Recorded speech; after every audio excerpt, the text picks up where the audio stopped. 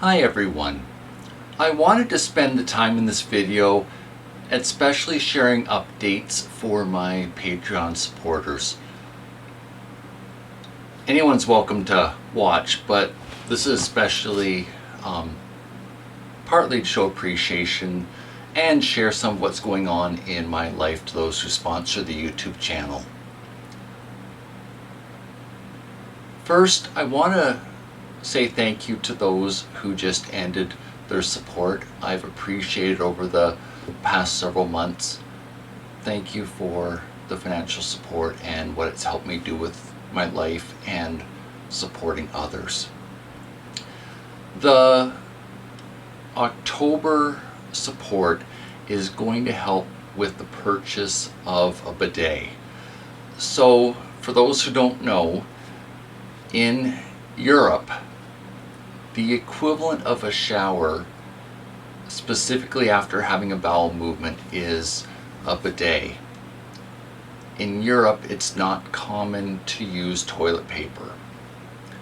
One of the side effects that I've been dealing with on account of my physical disability is having the fold of skin between my bum bleeding and flared up. So I'm using the October support to purchase a bidet in the hopes of breaking the cycle. There is a prescription antibiotic cream that I have, but there's concern that it will eventually lose its effectiveness and then create a very difficult situation to manage. So I'm hoping the use of water and the blow dryer to ensure the skin is dry will help break the cycle of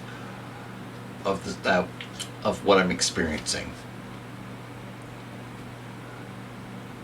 The next item that I want to talk about is I've just had a medical appointment on Thursday, and I finally got with a doctor that I think is able to provide some help. The doctor is at one of the pain clinics that's available to people with chronic pain in the general region where I live.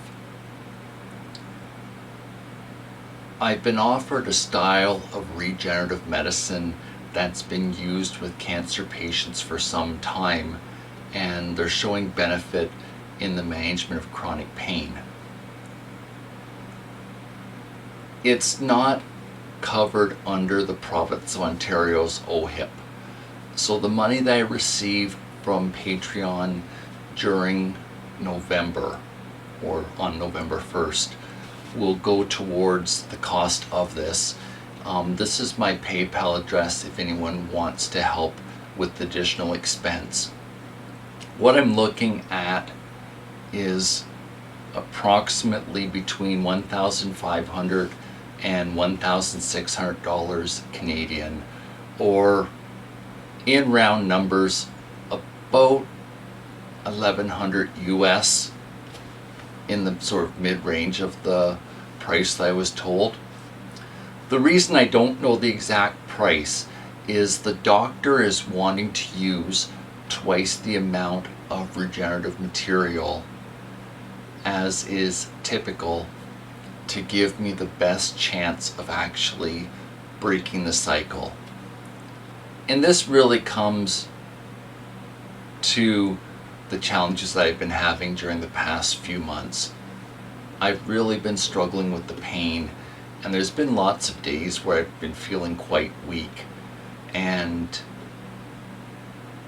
and having to rest and take it easy, opposed to being as engaged in life as I would like to be. There's a few people that are close to me that knows what's been going on, and day to day trying to figure out what's best and what's the best use of time and energy, because that becomes quite important when you're living with chronic pain. So the hope is that the regenerative medicine will help me experience less pain in my right knee. at this moment, that's the biggest challenge. It's not by any means the whole picture. But if that helps, then it might help with some of the other issues that are being caused by the knee. The healing time on this is 6 months. So we're looking well into, spring 2022 before I'll be through the healing process that this is able to offer me. There is a chance that nothing happens, but it won't be harmful to me. And certainly any steps that avoid surgery seem helpful in my perspective. So this is the journey that I've set forth, and I'll probably know, within a week or two when this will happen, and then arranging the transportation, going through the procedure, and coming home, and then seeing how I'm doing. There's going to be about a week long during following the procedure where I'm going to be feeling weak because of what's being done to my body. But overall, it's the next best shot at helping me. And I'm really hoping it works. I've had some maintenance to my house happen. Not by planning, but it's just sort of cropped up. My sump pump got stuck on Tuesday, I believe, about 5 days ago or 4 days ago. So it appears to have been jammed on for either 12 hours or 36 hours.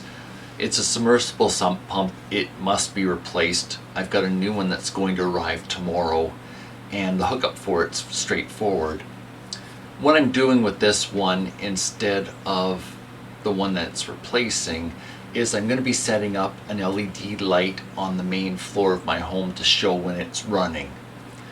And when I go to set that up, I'll share a video of how I do it so others could consider mimicking it. It's a straightforward process, but I'll talk about it at that time once the part arrives. I decided to order the LED from China, basically so it would be on its way here, but not need my immediate attention. I'm honestly maxed out on what I can reasonably accomplish and still do okay at right now. The other thing that's happened to me is my robot vacuum. The battery wouldn't recharge after I used it in mid-September, right around the 12th, 13th area. So I've got a replacement battery that's going to arrive on Monday. It took significantly longer because of the online shopping that's happened because of COVID and those who are maxing out the courier's ability to deliver parcels. So I'll get it on Monday, and I'm hoping that will put my robot vacuum back in commission.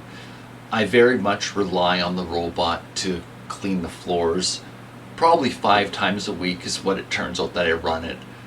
The reason I've not run it every single day during the past few months has been related to the weather station having stuff on the floor that was pre-assembly before it went out to my weather station setup.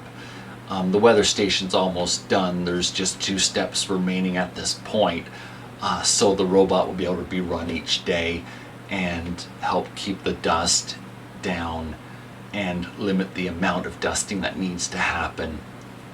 It's quite hard on my body. The other thing I want to mention is, and I've talked about this before, I've got a laser etcher or laser engraver here. It's been really hard for me making the vent hood for it. Sort of try number 1 just wasn't working well, and I'm nearly done a second design, this time using wood. It's going really well. So you've heard me talk about a half a dozen things, and I've also got an income tax I need to prepare, and get done. And then once that's completed, I'm going to block sort of the next 2 to 3 months in getting it up and running and getting really familiar with how it works and making it work well.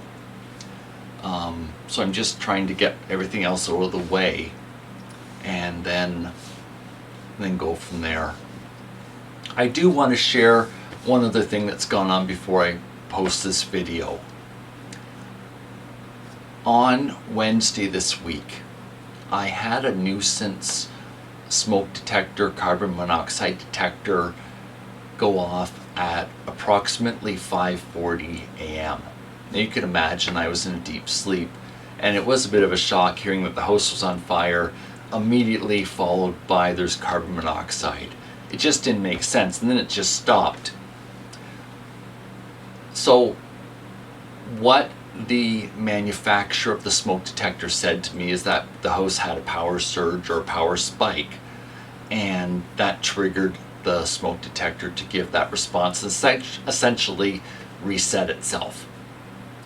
What they did suggest to me was buying a can of compressed air, what you would do to clean a computer keyboard, and give the smoke detector a clean out, because it can give faulty warnings with dust and particles in the air to trigger a nuisance alarm. So I thought this was worth mentioning to others. So that's what I've got to share with you today. And again, I just want to say thanks to those who financially support the channel with Patreon. I hope you're having a good day. Bye for now.